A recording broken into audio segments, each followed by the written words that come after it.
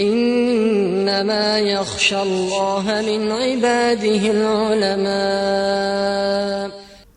السلام عليكم ورحمة الله وبركاته.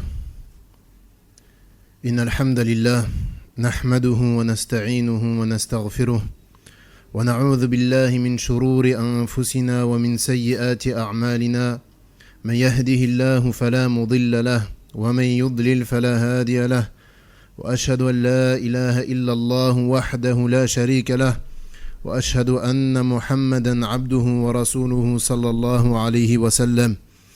يا أيها الذين آمنوا اتقوا الله حق تقاته ولا تموتن إلا وأنتم مسلمون. يا أيها الناس اتقوا ربكم الذي خلقكم من نفس واحدة وخلق منها زوجها وبث منهما رجالا كثيرا ونساء واتقوا الله الذي تساءلون به والأرحام إن الله كان عليكم رقيبا.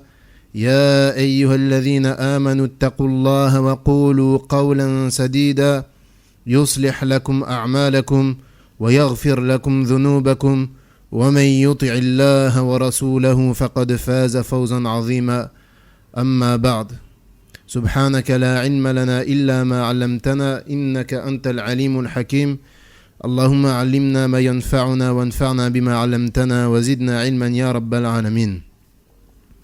فحياكم الله جميعا ومرحبا بكم pour cette conférence dont le sujet est les caractéristiques de l'épouse pieuse à la lumière du Coran et de la Sunna. Et premièrement, cette conférence ne s'adresse pas uniquement à la jeune femme qui désire se marier et par la même occasion qui désire connaître les caractéristiques de la femme pieuse afin de s'emparer. Elle ne s'adresse pas non plus uniquement à la femme mariée qui bifadlillahi subhanahu wa ta'ala s'est parée de ces caractéristiques-là et qui souhaite les préserver. Elle ne s'adresse pas non plus uniquement à la femme mariée qui a de gros manquements et qui souhaite les corriger. Plutôt, elle s'adresse à un bien plus grand nombre de personnes que cela. Elle s'adresse aux pères qui désirent pour ses filles qu'elles rentrent dans leur mariage en concrétisant ce qu'Allah subhanahu wa ta'ala a ordonné, ainsi que son prophète sallallahu alayhi wa sallam, et qu'elles réussissent leur vie conjugale. Elle s'adresse également à la mère qui est une bergère dans son foyer et qui a également une part de responsabilité dans l'éducation de ses filles. Et beaucoup de filles, par la grâce d'Allah subhanahu wa ta'ala, ont pu se parer naturellement des caractéristiques de la femme pieuse et de l'épouse pieuse en prenant simplement exemple sur leur mère. Également, cette conférence s'adresse aux gens qui propagent la religion d'Allah subhanahu wa ta'ala afin qu'ils ne délaissent pas de parler de ce sujet qui est très important. Et plus particulièrement à notre époque où les femmes sont devenues les cibles des kuffars, en essayant à tout prix de les pervertir par tous les moyens possibles, que ce soit par le biais de la télévision, que ce soit par le biais des films, que ce soit par le biais des séries, que ce soit par le biais de la musique, etc. Et cette da'wa-là, cette da'wa que fait l'Occident vis-à-vis des femmes, afin de lui faire perdre sa haute valeur, est une da'wa qui existe réellement. Car ils ont compris que la femme est le pilier du foyer. Que si cette femme est corrompue, alors le foyer entier sera corrompu.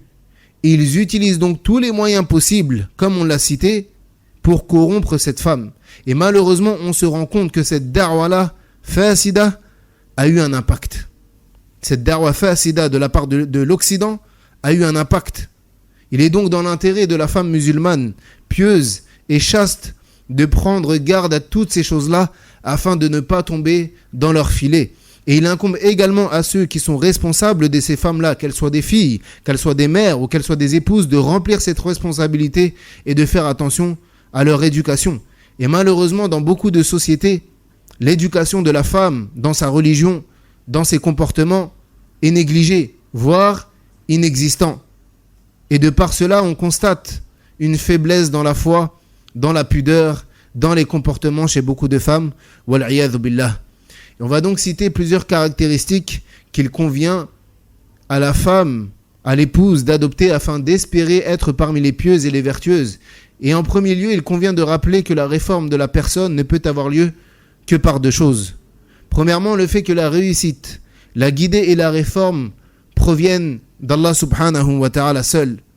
Comme il dit subhanahu wa ta'ala, Man yahdillahu fahuwa al-muhtad wa man yudlil falan tajida lahu waliyan murshida. Celui qu'Allah guide, alors c'est lui le bien guidé. Quant à celui qu'il égare, alors tu ne trouveras pas pour lui d'allié ni de guide. Donc toute l'affaire de la réforme, de la guidée, de la réussite se trouve dans la main d'Allah subhanahu wa ta'ala. Et deuxièmement, le fait que cette personne qui espère réformer sa personne se doit de fournir les efforts nécessaires afin de parvenir à son objectif. Car certes, la réussite provient d'Allah subhanahu wa ta'ala, mais cette réussite ne peut avoir lieu que par le biais des causes. Et d'ailleurs, le prophète sallallahu alayhi wa sallam a joint entre ces deux choses-là lorsqu'il a dit « Ihris ala ma yanfa'uk wasta'in billah ». Il dit « Ihris ala ma yanfa'uk » yani accroche-toi, sois constant dans ce qui t'est profitable. Naam, wasta'in billah. Et cherche la demande d'aide ou bien cherche de l'aide auprès d'Allah. Donc fournis les efforts nécessaires, fais les causes qu'il convient afin d'espérer la réforme et la guider, mais remets-toi-en à Allah et place ta confiance en lui. Demande-lui son aide ainsi que la réussite et surtout fais les causes nécessaires. Nous rentrons donc dans notre sujet après cette brève introduction qui n'est autre que les caractéristiques de la femme pieuse à la lumière du noble Coran et de la Sunna prophétique. Les premières caractéristiques que l'on va mentionner, ce sont les caractéristiques qui sont venues dans Surat An-Nisa. Lorsqu'Allah subhanahu wa ta'ala il dit فَالصَّالِحَاتُ قَانِتَاتٌ حَافِظَاتٌ لِلْغَيْبِ بِمَا حَفِظَ اللَّهِ.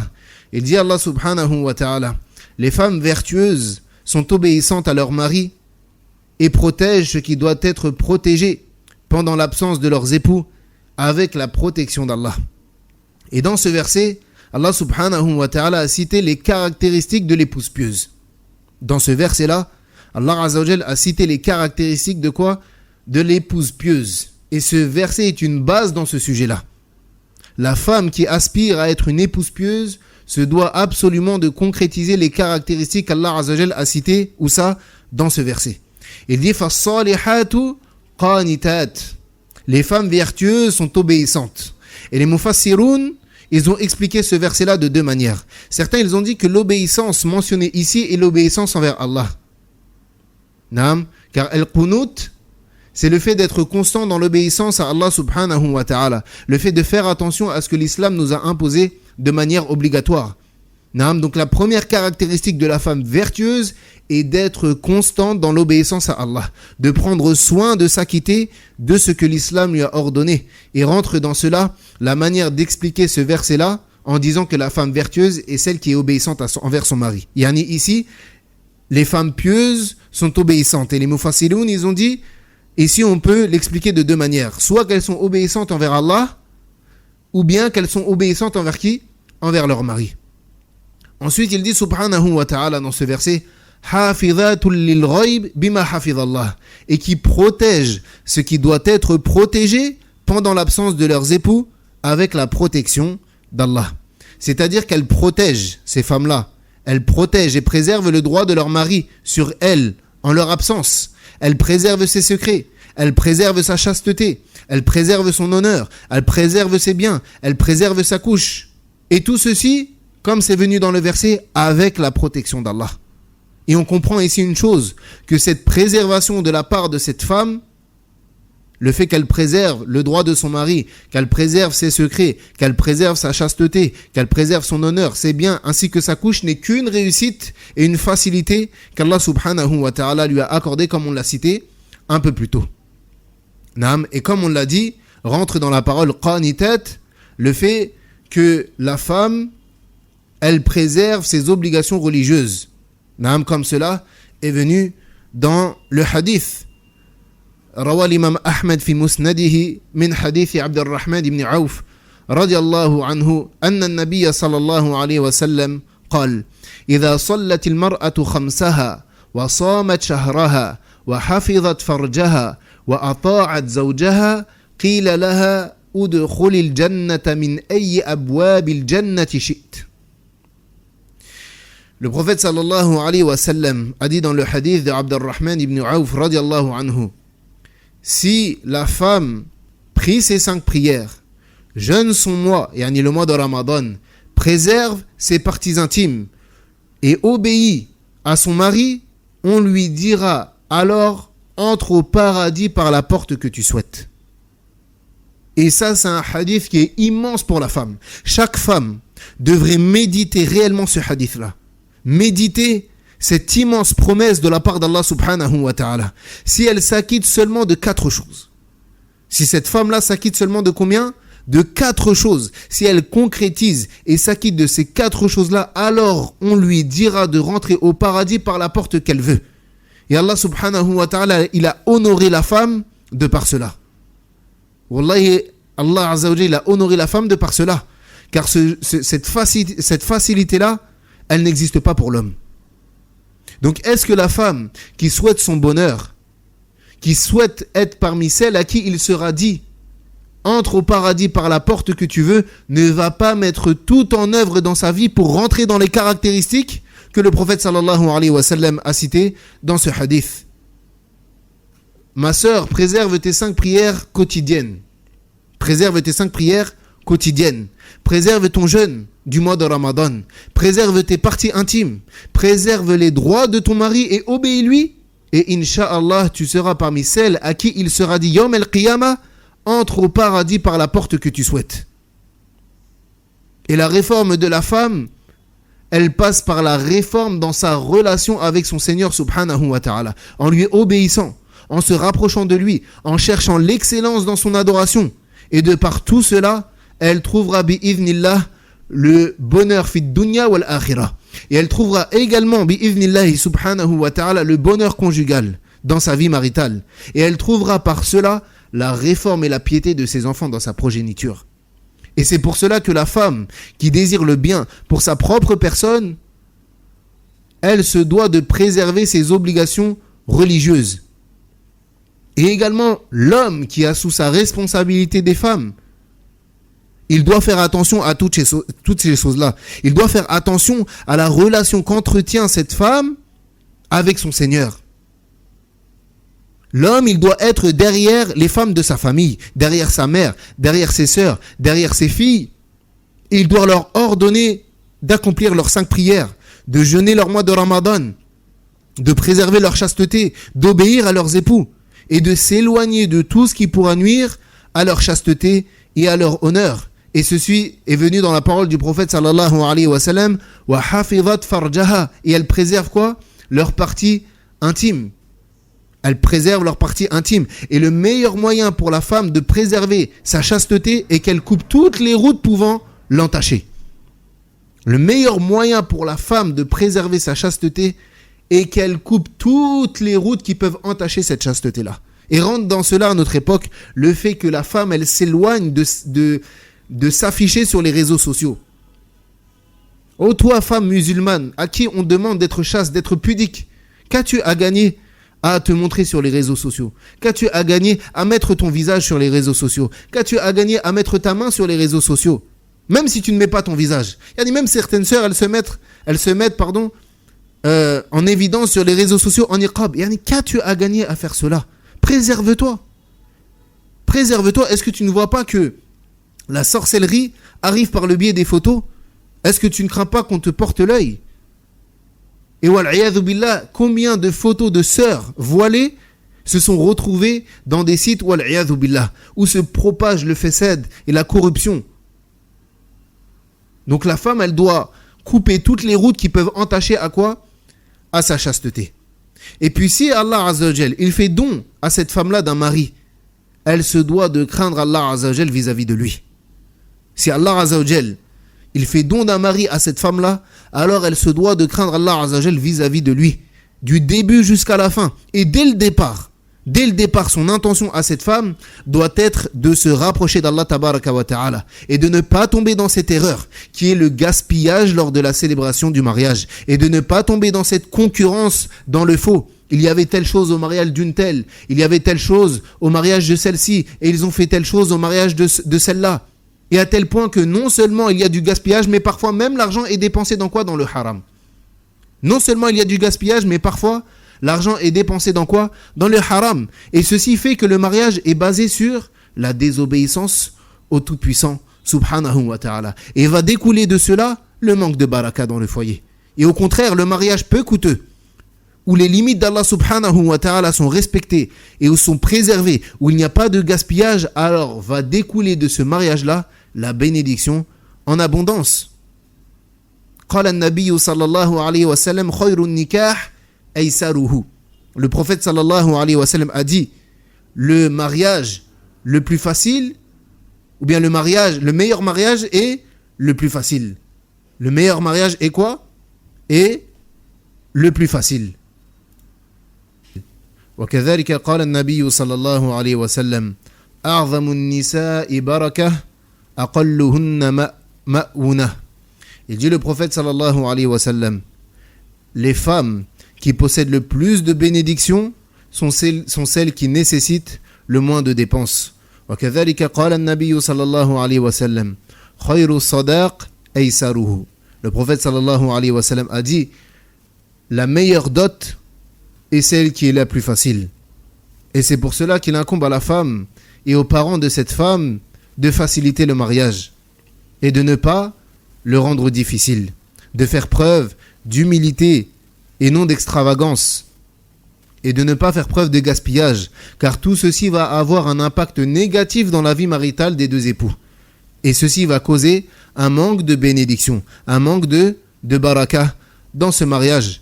Donc la femme doit être vigilante à cela et ne pas se laisser tromper, surtout par ce qu'elle peut voir sur les réseaux sociaux, comme fête de mariage et toutes ces choses-là, ce qui va la pousser à quoi? À gaspiller durant la célébration de son mariage et par ce biais-là, pouvoir éventuellement se priver de certaines bénédictions.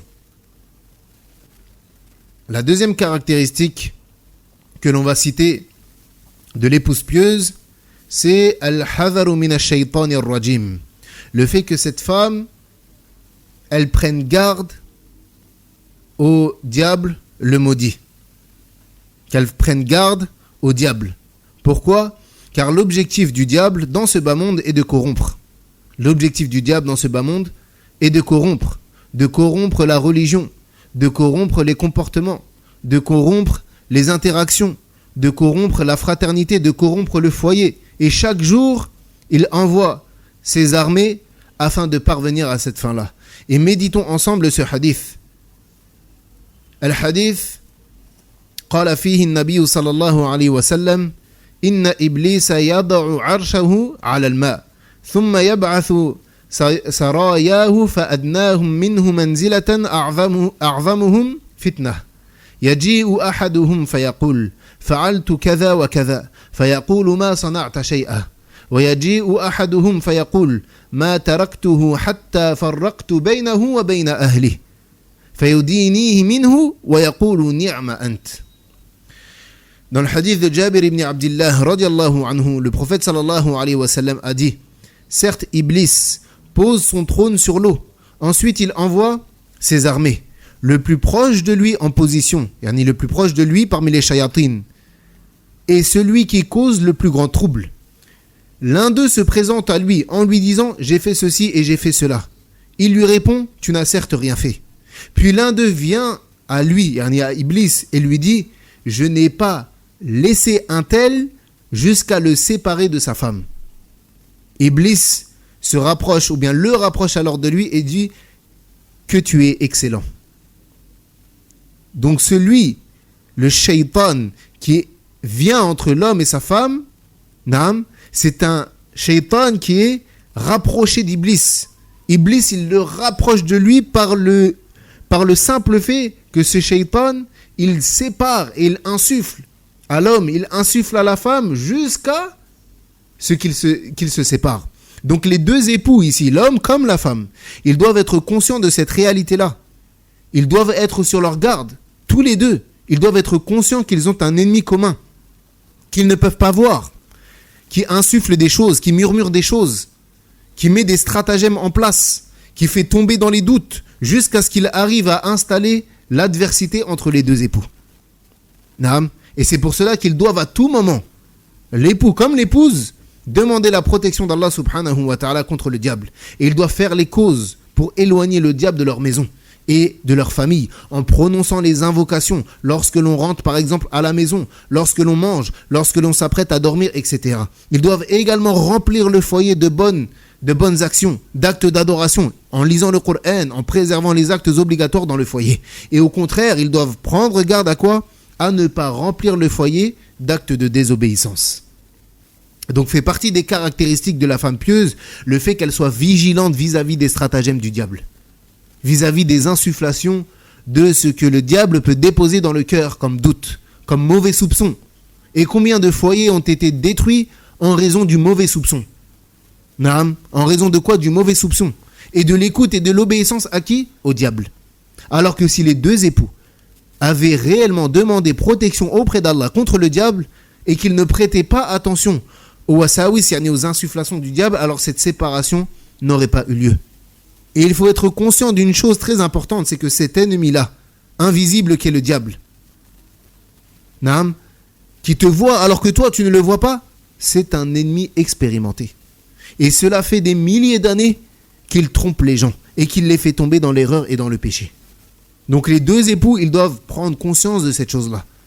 Ils doivent être conscients qu'ils ont un ennemi commun qui va tout faire pour les séparer. Qu'il va aller vers la femme et lui insuffler des choses. Oui, mais regarde ton mari, il te parle comme ceci, il te parle comme cela, il t'interdit ceci, il t'interdit cela. Et il va aller voir, il va aller du côté du mari et il va aller lui murmurer dans son oreille, regarde cette femme comment elle te parle, pour qui est-ce qu'elle se prend, elle hausse le ton sur toi, et elle fait ci et elle fait ça. Jusqu'à quoi ? Jusqu'à chauffer les esprits et créer la dispute, puis ensuite créer quoi ? La séparation. Troisièmement, parmi les caractéristiques de l'épouse pieuse, ce qui est en lien avec les droits de son mari sur elle. عن رسول الله صلى الله عليه وسلم قيل له أي النساء خير قال التي تسره إذا نظر وتطيعه إذا أمر ولا تخالفه في نفسها ومالها بما يكره. Il dit le prophète sallallahu alayhi wa sallam, ou plutôt on a demandé au prophète sallallahu alayhi wa sallam, quelles sont les meilleures des femmes. Alors le prophète alayhi salatu wa sallam a répondu, celle qui te rend heureux lorsque tu la regardes, qui t'obéit lorsque tu lui ordonnes, qui préserve sa personne lors de ton absence ainsi que tes biens. Donc la femme, premièrement, ici, elle doit être vigilante à son apparence et toujours avoir comme objectif de réjouir son mari lorsqu'il la regarde, par la belle apparence, le fait d'être bien habillé, le fait d'être bien coiffé.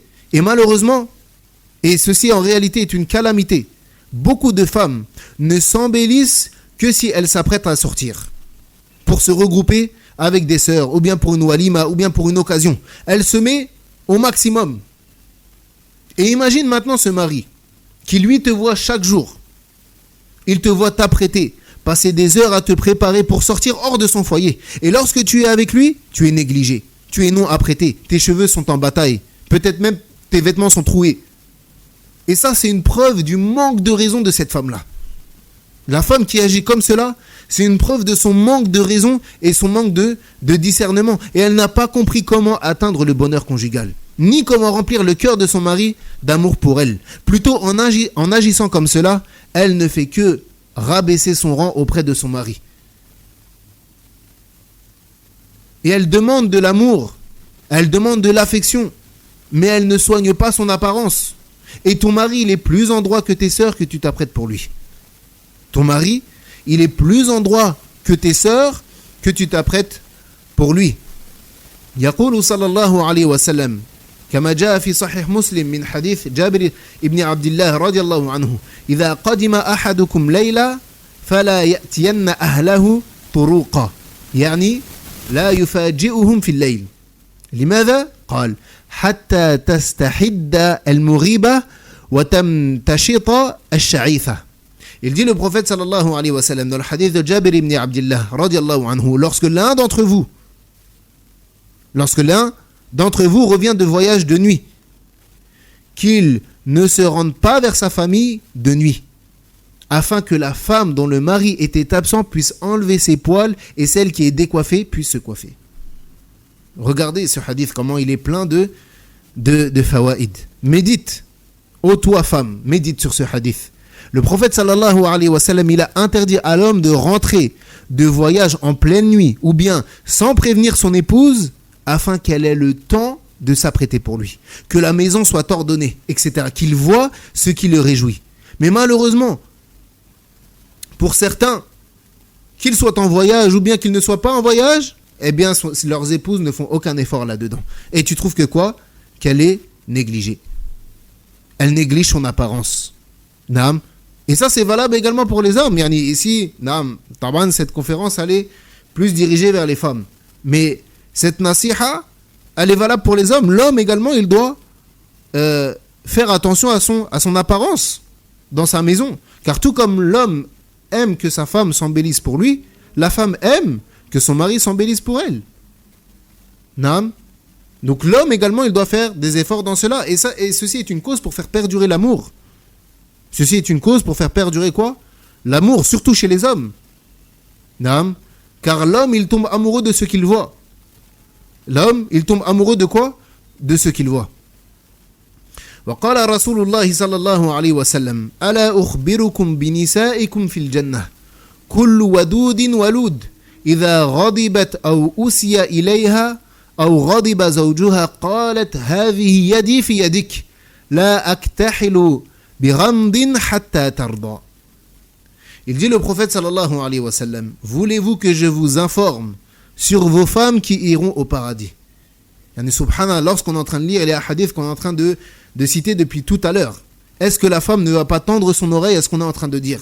Voulez-vous que je vous informe sur vos femmes qui iront au paradis? Celles qui sont affectueuses et fécondes, jalouses envers leur mari, qui si elle se met en colère, ou si on lui cause du tort, ou si son mari est en colère, elle vient à son mari et elle dit, voici ma main dans ta main, je ne dormirai que quand tu seras satisfait. Subhanallah. Où sont les femmes qui désirent le paradis? Où sont les épouses qui désirent rentrer au paradis? Car le prophète sallallahu alayhi wa sallam a dit que ces femmes qui se parlent de ces comportements-là iront où ça? Au paradis.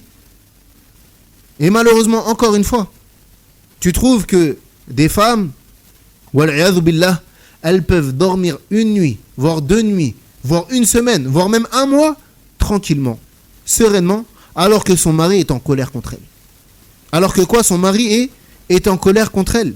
Est-ce que cette femme, elle ne pense pas qu'elle va rencontrer Allah subhanahu wa ta'ala? Est-ce que cette femme, elle ne pense pas qu'elle sera questionnée? Naam. Et vous savez ce qui pousse une femme à ne pas revenir vers son mari? Qu'est-ce qui pousse une femme à ne pas revenir vers son époux? Eh bien, c'est l'orgueil. Eh bien, c'est quoi? C'est l'orgueil. Donc, sois consciente d'une chose, ma sœur qui m'écoute, sois consciente d'une chose, que dans ce genre de situation où tu reviens vers ton mari après mathalan une dispute, tu ne dois pas t'enorgueillir. Pourquoi? Car tu penses que tu obéis à qui ici? Est-ce que tu penses que tu es en train d'obéir à ton époux ou de te rabaisser vis-à-vis de ton mari? Là, mais tu es en train d'obéir à ton Seigneur qui t'a ordonné cela. Tous les droits dont tu t'acquittes envers ton mari, tu le fais parce que c'est ton Seigneur qui te l'a ordonné. Non pas parce que c'est ton mari qui te l'a demandé. Donc ne t'enorgueillis pas devant Allah subhanahu wa ta'ala. Et celui qui médite le hadith que l'on vient de citer, il va voir une chose qui est ajiba dans ce hadith. Il dit le prophète sallallahu alayhi wa sallam, la femme qui se met en colère ou si on lui cause du tort, donc il parle ici de quoi? C'est le mari qui a fauté vis-à-vis de cette épouse-là. C'est le mari qui a mis en colère qui? La femme. Ou qui lui a causé du tort, ou bien si son mari est en colère. Donc là, on a 3 cas de figure. Premièrement, elle se met en colère vis-à-vis de son époux. Deuxièmement, on lui cause du tort. Son mari lui a causé du tort. Et le 3e cas de figure, c'est son mari qui est en colère. Eh bien, elle vient à son mari et lui dit, ma main dans ta main. Je ne dormirai que quand tu seras satisfait. Et ici, on parle de même la femme qui a raison, subhanallah. Même la femme qui a raison, dont le mari, c'est lui qui a fauté. Mais le prophète sallallahu alayhi wa sallam, il dit que la femme, cette femme-là, même dont le mari a fauté, si elle revient, elle, vers son mari, eh bien, c'est une cause pour qu'elle rentre au paradis.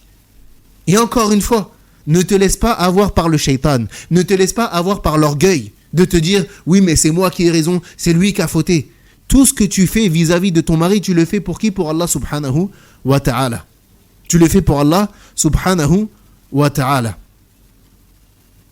Donc la femme pieuse, elle est consciente de cela. Et elle est également consciente de l'autorité de son mari sur elle. Et elle lui obéit dans tout ce qui n'est pas une désobéissance. Et ça, sans s'enorgueillir. Donc, ô toi, femme, remets-toi en question, remets en question ton avis. Et priorise l'avis de ton mari sur le tien. Tant que son avis ne contredit pas la loi d'Allah subhanahu wa ta'ala. Tu as ton avis, ton mari a son avis. Si l'avis de ton mari ne contredit pas les règles de la législation, alors mets l'avis de ton mari en priorité. Mets-le au-dessus de ton avis. Pense du bien de ton mari, ne pense pas du mal de lui. N'aie pas de mauvais soupçons. Car ceci va provoquer quoi? Ta tristesse. Comme l'a dit l'imam al-Shafi'i, rahimahullah ta'ala, man hasuna dhannuhu taba aishuhu. Il dit l'imam al-Shafi'i, rahimahullah ta'ala, celui qui pense du bien, celui qui garde le bon soupçon, eh bien il vivra heureux. Il vivra heureux. Donc toi, femme, ne crie pas dans la maison de ton mari. Ne crie pas devant ton mari. Ne crie pas sur ton mari. Ne crie pas devant sa famille. Ne crie pas devant ses voisins. Éduque-toi. Patiente. Naam. Patiente sur les manquements de ton mari. Et comme on l'a dit, naam, même si c'est ton mari qui faute, reviens vers lui. Pourquoi? Car il y a l'agrément d'Allah subhanahu wa ta'ala dans cela. Il y a l'agrément d'Allah subhanahu wa ta'ala dans cela. Quatrièmement, parmi les caractéristiques de l'épouse pieuse, ce qui est venu dans le hadith, où le prophète sallallahu alayhi wa sallam a dit khayru nisaikum al-wadud al-walud al-muwatiyah al-muwasiyah idha ittaqayna Allah wa sharru nisaikum al-mutabarrijat al-mutakhayyirat wa hunna al-munafiqat la yadkhulu al-jannata minhunna illa mithlu al-ghurabi al-a'sam. Le prophète sallallahu alayhi wa sallam a dit les meilleures de vos femmes sont les femmes affectueuses, fécondes et obéissantes et réconfortantes, dans le cas où elles pratiquent la piété, dans le cas où elles craignent Allah. Et les plus mauvaises de vos femmes sont les mutabarrijat, les orgueilleuses. Elles, ce sont les hypocrites. Le nombre d'entre elles qui rentreront dans le paradis est similaire au nombre des corbeaux au bec et aux pieds rouges. Taïb. Ici, la première qualité qu'a cité le prophète sallallahu alayhi wa sallam, c'est l'affection. Donc l'affection est une caractéristique louable chez la femme vertueuse. Et la personne la plus en droit à cette affection n'est autre que son époux. Et l'affection envers l'époux va être une cause de bonheur conjugal. Donc elle doit être affectueuse dans ses paroles, mais également dans ses gestes, dans ses interactions envers lui, dans ses comportements envers lui. Et cette femme doit être féminine. Cette femme doit être féminine. Et non pas comme certaines qui malheureusement se comportent comme des hommes dans leur manière de parler ou bien dans leur manière d'agir. Et tout ceci repousse l'homme. Tout ceci repousse l'époux. Donc la femme, elle doit être affectueuse, mais pas que dans ses paroles, mais également dans son comportement. Elle doit être féminine. Donc la première qualité ici qu'a cité le prophète sallallahu alayhi wa sallam, c'est l'affection. Ensuite, il dit al-walud, yani la femme qui est féconde, de qui l'homme peut avoir beaucoup d'enfants.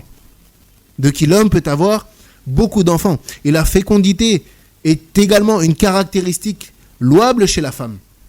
En revanche, si la femme elle est éprouvée par une maladie qui l'empêche de procréer, ou bien qui rend la tâche difficile, alors cela ne lui nuira pas. Yani, ça ne veut pas dire qu'elle a manqué au fait d'être une épouse pieuse. Car ici, ce n'est pas de sa volonté. Et ça ne contredit pas le fait qu'elle soit une bonne épouse. La femme qui est éprouvée dans le fait d'enceinte, dans le fait de donner des enfants, dans le fait de donner de la progéniture, eh bien, ce n'est pas un aïb, ce n'est pas un défaut chez elle, dans le sens où ça ne contredit pas le fait qu'elle soit une bonne épouse.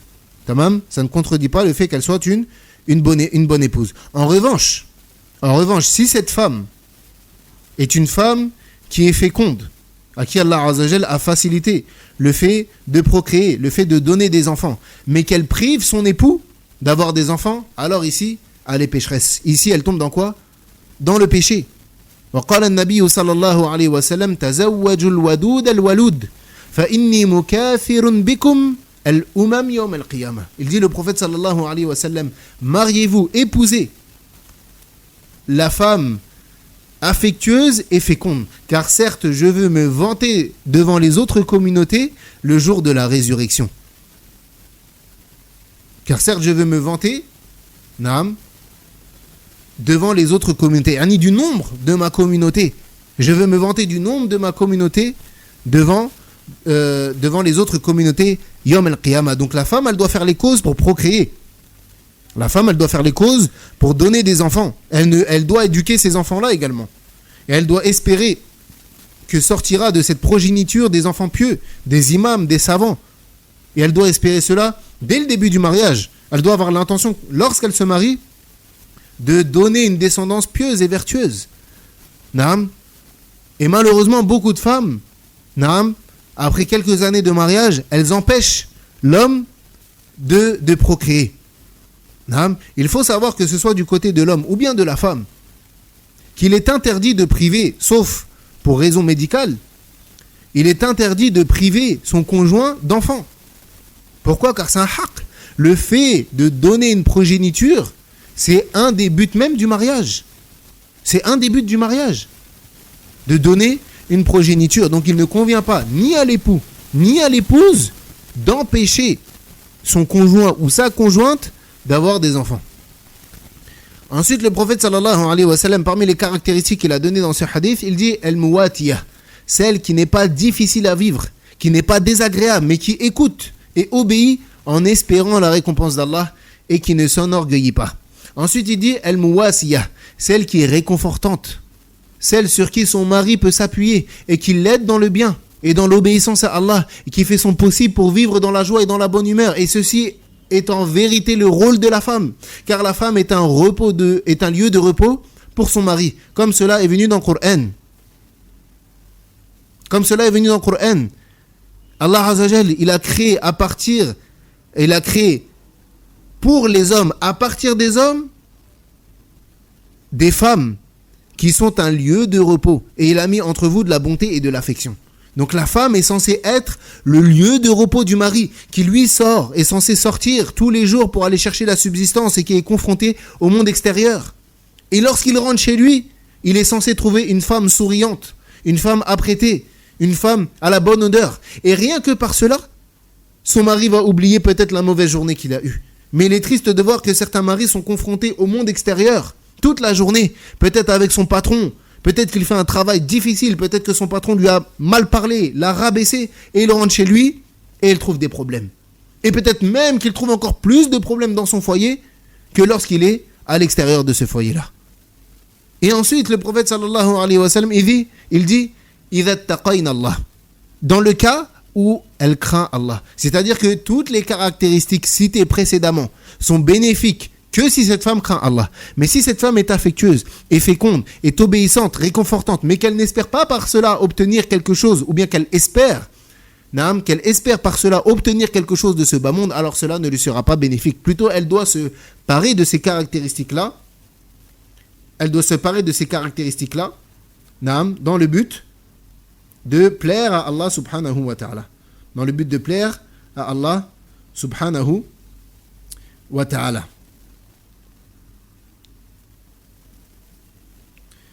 Naam. Ensuite, il dit, le prophète sallallahu alayhi wa sallam, wa sharru nisaikum al-mutabarrijat. Il dit, et les pires de vos épouses sont celles qui exhibent leur beauté, ou bien sont celles qui s'exhibent.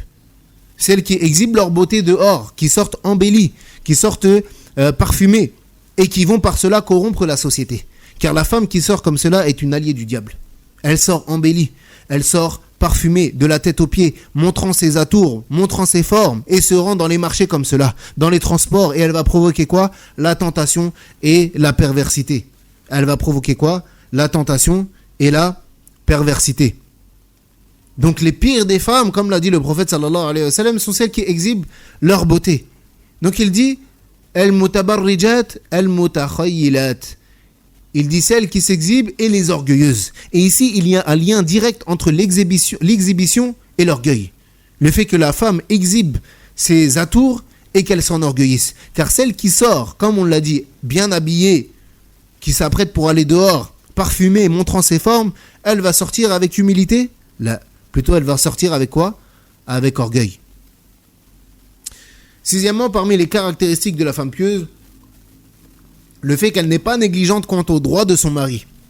Plutôt, elle fait tous les efforts nécessaires pour s'en acquitter et pour le servir. Et méditons ensemble sur ce hadith. عن حسين بن محصن عن عمته يقال لها أسماء أنها دخلت على رسول الله صلى الله عليه وسلم لبعض الحاجة فقضى حاجتها فقال لها الرسول صلى الله عليه وسلم أذات زوج أنت؟ قالت نعم. قال كيف أنت له؟ يعني ما شأنك معه؟ قالت ما ألوه إلا ما عجزت عنه. فقال النبي صلى الله عليه وسلم انظري أين أنت منه فإنه جنتك ونارك. Subhanallah.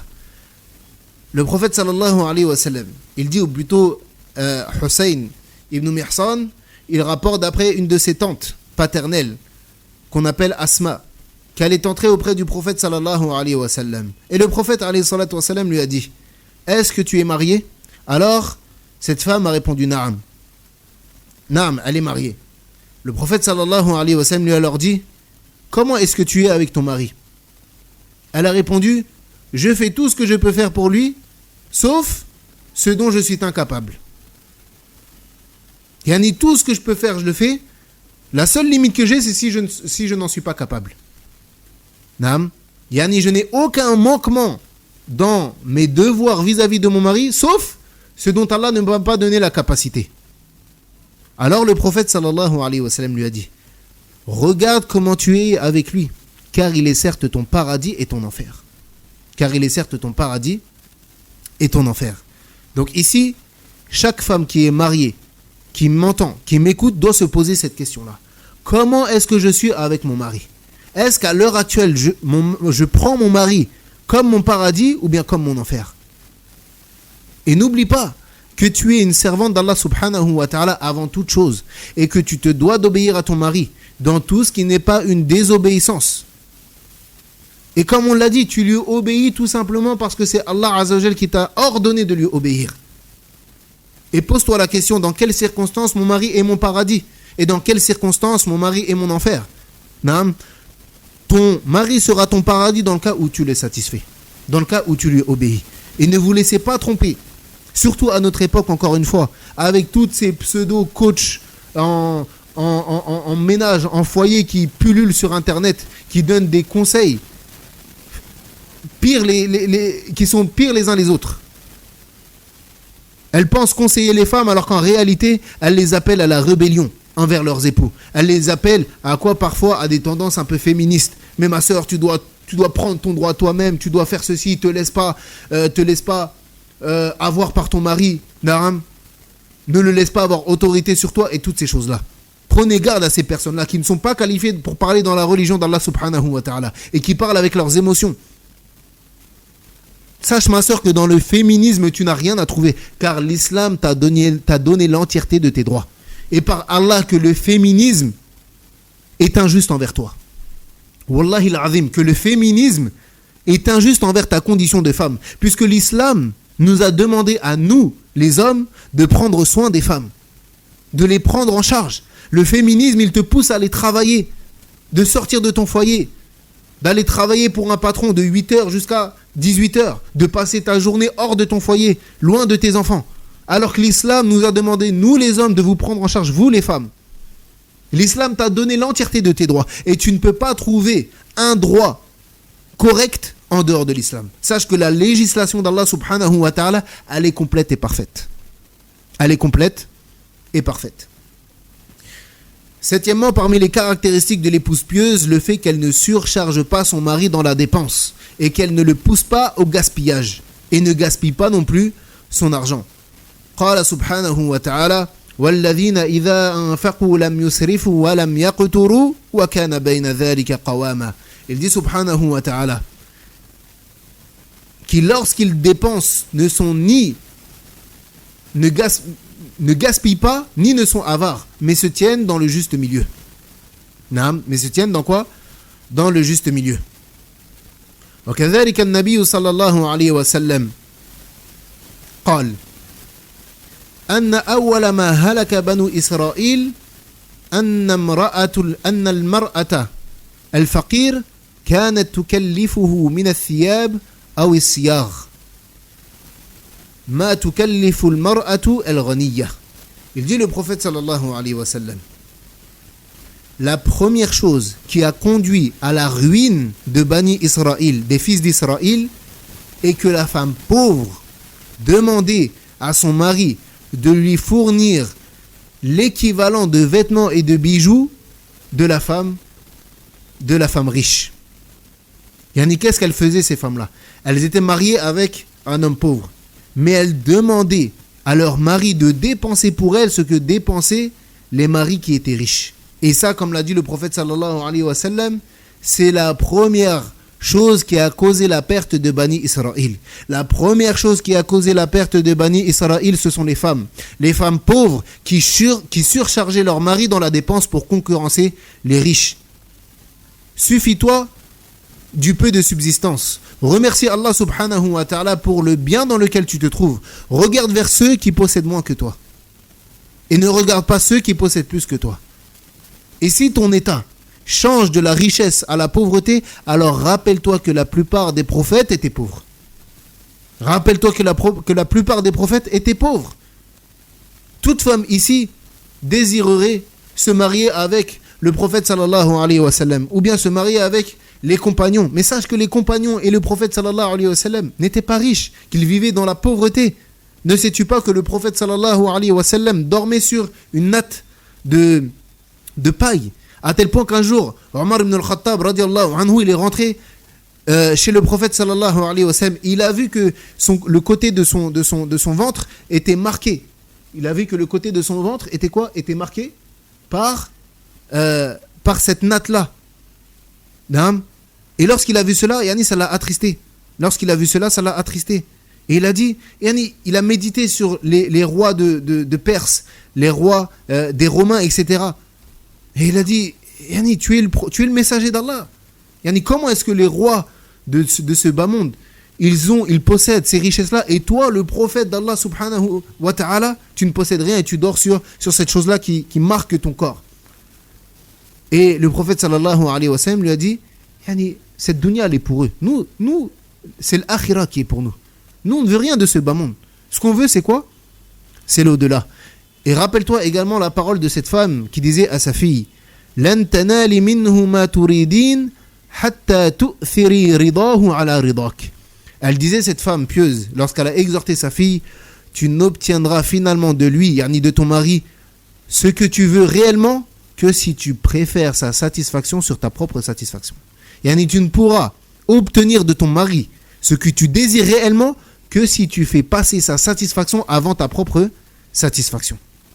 Dans lequel cas tu n'obtiendras jamais ce que tu désires de lui. Donc ne sois pas de celles qui se plaignent beaucoup.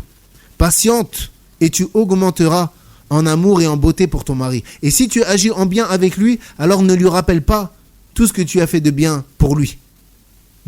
Et ne sois pas de celles qui demandent beaucoup, qui surchargent le mari dans ce qu'il ne peut pas supporter. Et plus particulièrement, encore une fois, les sœurs qui utilisent les réseaux sociaux, elles voient beaucoup de choses. Elles voient qu'une telle, son mari l'a ramenée en voyage là-bas. Il l'a ramenée dans l'hôtel Kaza. Et ils sont partis manger dans le restaurant Kaza. Et il lui a acheté le vêtement Kaza. Et après, qu'est-ce qu'elle fait? Elle regarde son mari et elle le regarde de travers. Et elle se dit dans son fort intérieur, Subhanallah, lui, il ne m'achète rien. En vérité, je ne profite pas de ma vie avec lui. Car elle pense que le profit se trouve fit dunya. Donc, la femme ne doit pas surcharger son mari dans la dépense. Huitièmement, parmi les caractéristiques de l'épouse pieuse, le fait qu'elle ne renie pas les bienfaits qui lui parviennent de la part d'Allah par le biais de son mari. La femme pieuse, l'épouse pieuse, elle ne renie pas les bienfaits qui lui parviennent de la part d'Allah subhanahu wa ta'ala par le biais de quoi?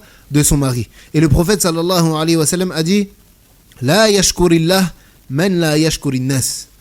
Celui qui ne remercie pas, ou bien celui qui ne remercie pas les gens, ne remercie pas Allah. Si tu veux être de ceux qui remercient Allah subhanahu wa ta'ala, alors tu dois être de ceux qui quoi? Qui remercient les gens.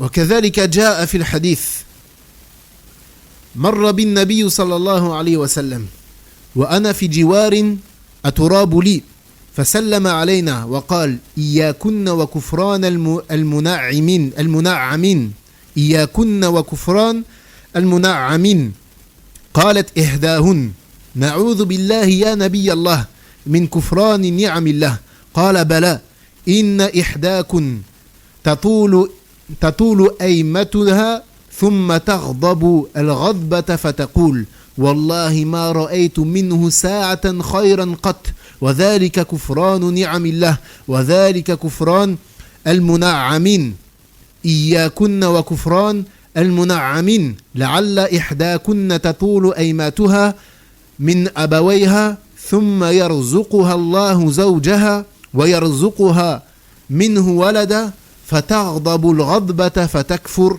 فتقول ما رأيت منك خيرا قط. Le prophète sallallahu alayhi wa sallam, il est rapporté que le prophète sallallahu alayhi wa sallam est passé près d'une femme, alors qu'elle était en compagnie d'autres femmes.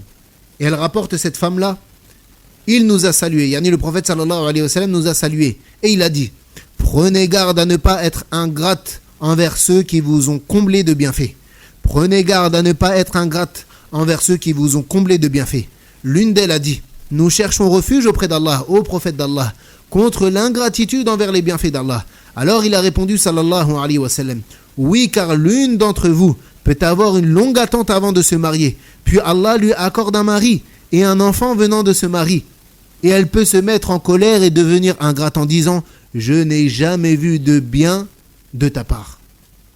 Cela est de l'ingratitude envers les bienfaits d'Allah. Prenez garde à l'ingratitude envers ceux qui vous ont comblé de bienfaits, car l'une de vous peut avoir une longue attente avant de se marier, puis Allah lui accorde un mari et un enfant de se marier, et elle se met en colère et elle dit, je n'ai jamais vu de ta part le moindre bien. Subhanallah. وقال النبي صلى الله عليه وسلم وإني رأيتكن أكثر أهل النار فقالت امرأة منهن وما لنا يا رسول الله أكثر أهل النار قالت تكثرون اللعن وتكفرون العشير. Prophète sallallahu alayhi wa sallam, il dit, j'ai certes vu l'enfer et j'ai vu que vous étiez les plus nombreuses, yani les femmes, vous étiez le plus nombreux en enfer. Alors une femme lui a dit, et pourquoi cela? Pourquoi nous sommes les plus nombreuses en enfer? Alors le prophète sallallahu alayhi wa sallam a dit, car vous maudissez beaucoup et vous êtes ingrates envers vos maris. Sachez que l'ingratitude envers le mari est une cause d'entrée en enfer. L'ingratitude envers son mari est une cause d'entrée en enfer. Pourquoi? Car cette femme, lorsqu'elle n'était pas mariée, elle demandait constamment à Allah Azza wa Jal de lui accorder un mari pieux. Et il se peut qu'Allah Azza wa Jal lui a accordé ce mari pieux, qui lui donne ses droits, qui s'acquitte de ses devoirs, qui la prend en charge, qui ne lui nuit pas, qui ne l'oppresse pas. Et un jour, il faute. Un jour, il faute. Et qu'est-ce qu'elle dit? Je n'ai jamais connu le bien de ta part. Et pourquoi elles sont plus nombreuses en enfer? Car si on regarde dans les actes et dans les caractéristiques qui mènent à l'enfer, alors celles qui s'en parlent le plus, ce sont les femmes. Et subhanallah, tous ces hadiths qu'on est en train de citer depuis tout à l'heure, tous ces hadiths qui font peur, on dirait que certaines femmes ne les ont jamais entendus de leur vie. Alors qu'en réalité, la plupart les ont entendus. Mais c'est quoi le problème? C'est le suivi des passions. Le suivi des passions.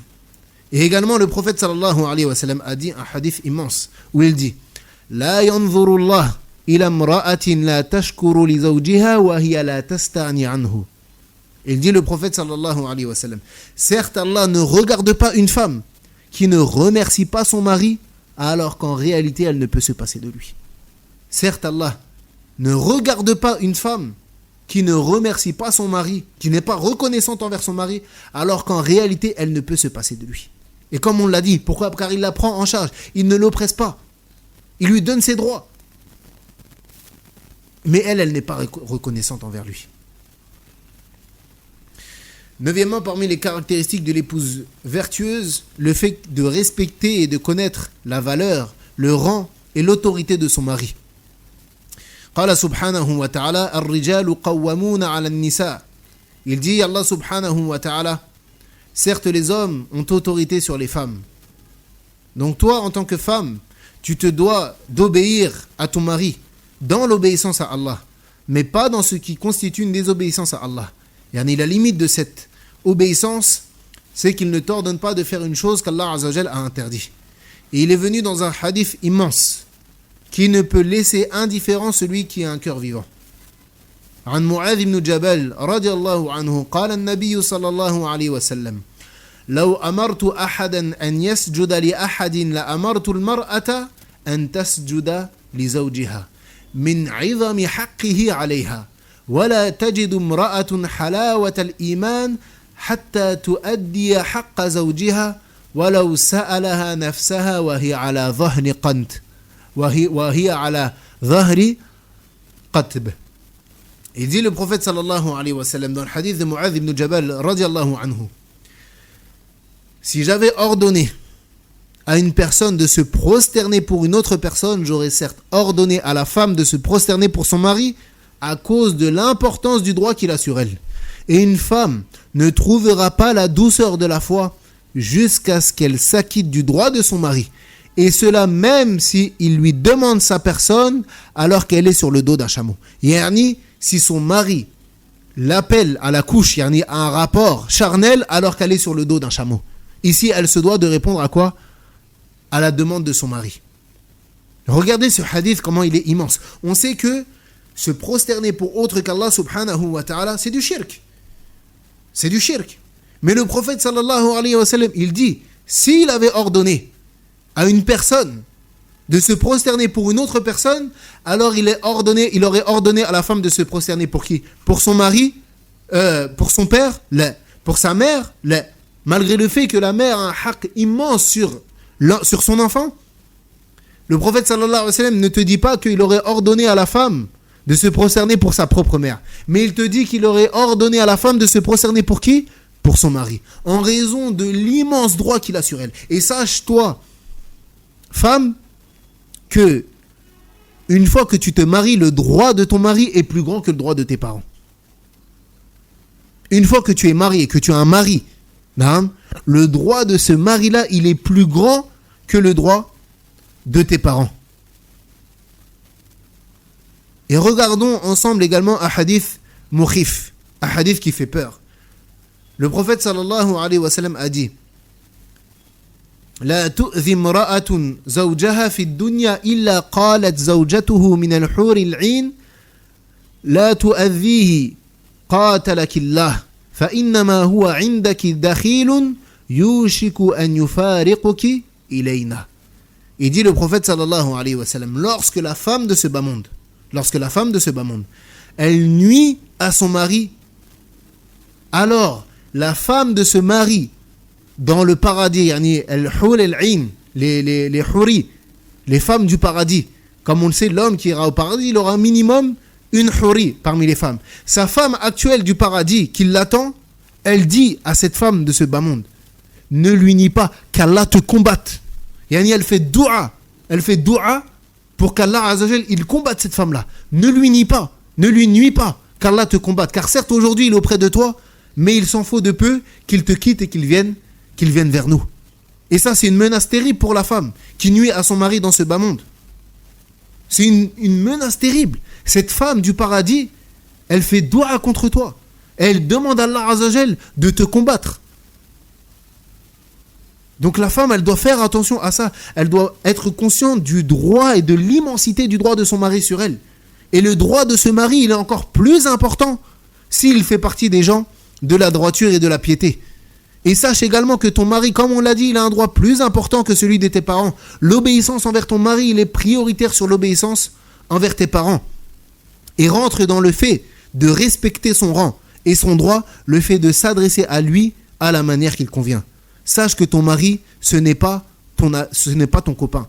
Ce n'est pas ni ta copine, ni ta sœur, ni tes petites sœurs, ni tes petites cousines, ni tes petits cousins ou quoi ou qu'est-ce. Ton mari, il n'a pas ce rang-là. Tu dois t'adresser à ton mari d'une manière qui convient. Vous Vois-tu comment tu t'adresses à tes parents avec respect, en respectant leur rang? Eh bien, de la même manière, tu dois respecter le rang de ton mari lorsque tu t'adresses à lui. Et ne parle pas à ton époux sur le ton de celle qui ordonne. Ne donne pas des ordres à ton mari. Respecte l'autorité de ton mari. Parle-lui de la manière de celle qui est modeste et de celle qui inspire le respect. Et sache que cela ne diminue en rien ton degré. Mais au contraire, ton degré chez ce mari-là, il va s'élever. Si ce mari, il voit que tu te rabaisses devant lui, que tu n'es pas hautaine, que tu es modeste, que tu lui donnes son autorité, que tu respectes son autorité, sache que lui-même, il va t'élever. Sache que lui-même, il va t'élever. Donc respecte ces droits-là et ne remets pas à plus tard ce que ton mari te demande. Comme on l'a dit, ton mari, le droit de ton mari, il est prioritaire sur le droit de tes parents. Lorsque ton mari te demande quelque chose, fais-le directement. Ne dis pas, oui, je vais le faire plus tard, après, etc. Mais donne de l'importance à ce qu'il te dit. Est-ce que lorsque tes parents te demandent quelque chose, tu leur dis, ouais, plus tard, je vais le faire après? Là, quand tes parents te demandent quelque chose, tu le fais directement. Eh bien, lorsque ton mari te demande quelque chose, eh bien, tu le fais directement. Et comme on l'a dit une fois, ne t'enorgueillis pas. Car tu fais cela pour Allah subhanahu wa ta'ala. Tu ne fais pas cela pour ton mari. Également, parmi les caractéristiques de l'épouse pieuse, le fait qu'elle soit juste entre ses enfants.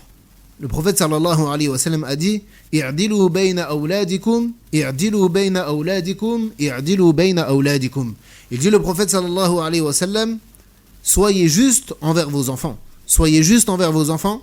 Soyez juste envers vos enfants. Donc la femme pieuse, elle doit faire attention à cela. Elle ne doit pas prioriser ses filles sur ses fils et ne doit pas prioriser ses fils sur ses filles. Mais elle doit être juste envers ses enfants. Également parmi les caractéristiques de l'épouse pieuse, le fait qu'elle reste dans sa maison. Et que si elle sort, elle ne sort pas en exhibant ses atours.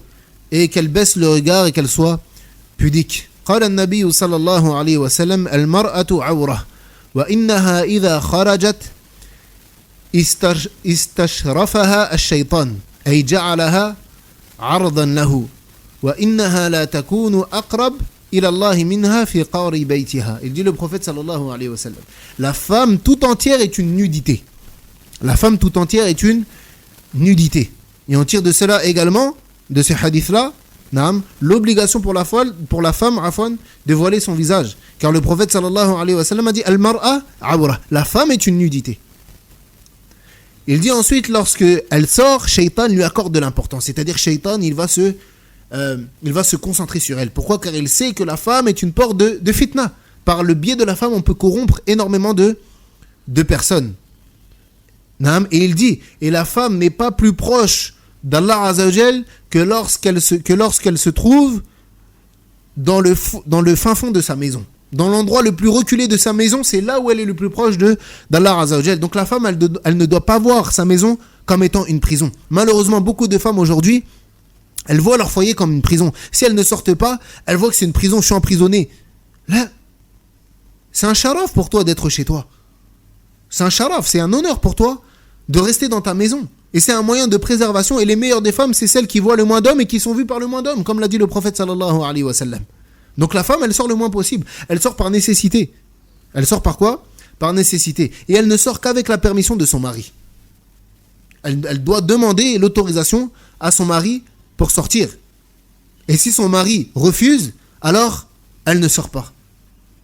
Et elle ne polémique pas. Elle ne polémique pas avec son mari. Si son mari lui dit qu'elle ne sort pas, elle ne polémique pas avec lui. Tamam? Mais plutôt, elle lui écoute et elle l'obéit, comme on l'a dit, car elle obéit à Allah subhanahu wa ta'ala. Parmi également les caractéristiques de l'épouse pieuse, le fait qu'elle ne dévoile pas les secrets de sa maison, ou bien les secrets qu'il y a entre les deux époux.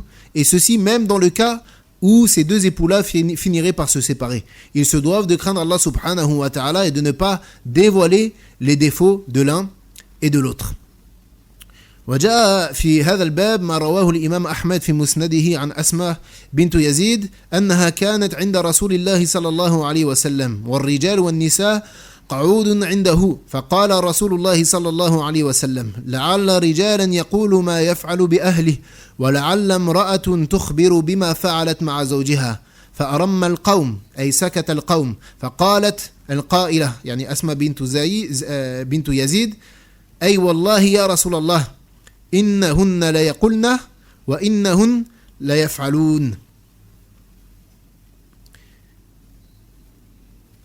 Il dit également, ou bien vient dans ce sens-là, ce qu'a rapporté l'imam Ahmed dans son Musnad, d'après Isma ibn Yazid, qu'elle dit qu'elle était auprès du messager d'Allah, sallallahu alayhi wa sallam, alors que des hommes et des femmes étaient assis autour de lui. Yani assis autour de qui? Du prophète, sallallahu alayhi wa sallam. Alors le prophète, sallallahu alayhi wa sallam, a dit, il se peut qu'un homme dira ce qu'il fait avec sa femme. Il se peut qu'un homme dira ce qu'il fait avec sa femme. Et il se peut qu'une femme racontera ce qu'elle fait avec son mari. Et les gens qui étaient autour du prophète sallallahu alayhi wa sallam, ils se sont tus. Les gens qui étaient autour du prophète sallallahu alayhi wa sallam, ils ont fait quoi? Ils se sont tus. Yani ils ont arrêté de parler. Alors Asma a dit par Allah. Asma a dit par Allah, ô messager d'Allah. Elles le disent et ils le font. Elles le disent et ils le font. Donc ici, Asma bint Yazid, radiallahu anha, elle a commencé par les femmes, car en général, ce sont celles qui tombent le plus dans cela, lorsqu'elles sont avec leurs amis. Tamam? Taïb daqiqa. Naam. Donc Asma a commencé par les femmes, car en général, ce sont celles qui tombent le plus dans cela, lorsqu'elles sont avec leurs amis, lorsqu'elles sont avec leurs sœurs. Qu'est-ce qu'elles font? Elles dévoilent, elles se mettent à raconter ce qui se passe dans leur foyer. Naam. Elles dévoilent les secrets du mari. Et malheureusement, tu ne trouves pas une sœur présente qui fasse le rappel, mais plutôt, qu'est-ce qu'elles font? Elles tendent l'oreille. Naam. Et tu trouves que ces réunions-là se finissent en quoi? En discussion à propos du mari. Moi, mon mari a fait telle chose, et bien le mien, il a fait telle chose, etc. Donc, lorsque Asma bint Yazid, radiallahu anha, elle a dit cela au prophète sallallahu alayhi wa sallam, qu'est-ce qu'il a répondu? Il a dit, sallallahu alayhi wa sallam, la taf'alou, ne faites pas cela, yani ne dévoilez pas ce que vous faites avec vos maris et avec vos épouses. ثم ضرب مثلا لذلك فقال فإنما ذلك مثل الشيطان لقي شيطانه في الطريق فغشيها والناس ينظرون. Il dit le prophète sallallahu alayhi wa sallam, ne faites pas cela, car cela, yani ceux qui font cela, et celui qui fait cela est comme le cas du diable qui rencontre une diablesse sur le chemin et qui a des relations avec elle alors que les gens regardent. Regardez l'exemple fort qu'a donné le prophète sallallahu alayhi wa sallam. Ceux qui racontent ce qui se passe dans leur foyer, en termes, il y a ce que l'homme fait avec sa femme et que la femme fait avec son mari, qui racontent cela aux gens, le prophète sallallahu alayhi wa sallam, qu'est-ce qu'il a dit? Il a dit qu'ils étaient similaires au diable qui rencontre une diablesse sur un chemin fréquenté par les gens, qui a des relations avec elle, et les gens regardent. Et les gens regardent. Et ceci est ce que Allah subhanahu wa ta'ala nous a facilité de mentionner parmi les caractéristiques de l'épouse vertueuse, bien qu'elles soient plus nombreuses. Et tous les textes que l'on a cités sont des textes extrêmement importants qu'il convient à la femme, désirant de faire partie des épouses pieuses et vertueuses, d'avoir constamment à l'esprit. Et ce genre de paroles-là, ce genre de rappel-là, que ce soit un livre, que ce soit une conférence qui traite de ce rappel-là, de ce sujet-là, Afwan, ce n'est pas une chose que la femme elle écoute une fois, et elle dit c'est bon, j'ai écouté une fois, khalas. Là, c'est quelque chose qu'elle doit tout le temps se rappeler. Elle doit tout le temps se rappeler ces choses-là, ces hadiths-là. Elle doit souvent lire ces choses-là pour se rappeler les caractéristiques de la femme pieuse, ou bien de l'épouse pieuse, et la valeur et le rang et le droit de son mari. Et comme on l'a dit, la femme elle doit faire attention à tous ces comptes qui pullulent sur Internet. Les conseillères conjugales machin, les coachs trucs, etc. qui au final donnent plus de mauvais conseils que de bons conseils. Des gens qui n'ont jamais étudié la religion d'Allah subhanahu wa ta'ala, qu'est-ce qu'ils font? Ils commencent à donner des conseils dans les mariages. Alors que le mariage est un sujet extrêmement dangereux, dans lequel il faut faire attention à ce qu'on dit. Car ta parole, elle peut être la cause d'un divorce, de la destruction d'une famille. Donc la femme, elle doit revenir vers les gens qualifiés, vers les personnes de science. Et si elle a des conseils à demander, elle ne demande pas à des coachs qui sont sur Internet et qui au final ont fait un commerce de ces choses-là. Elles reviennent vers les personnes de science. وهذا ما تيسر لنا ذكره والله أعلم وصلى الله على نبينا محمد وعلى آله وصحبه أجمعين سبحانك اللهم وبحمدك أشهد أن لا إله إلا أنت أستغفرك وأتوب إليك.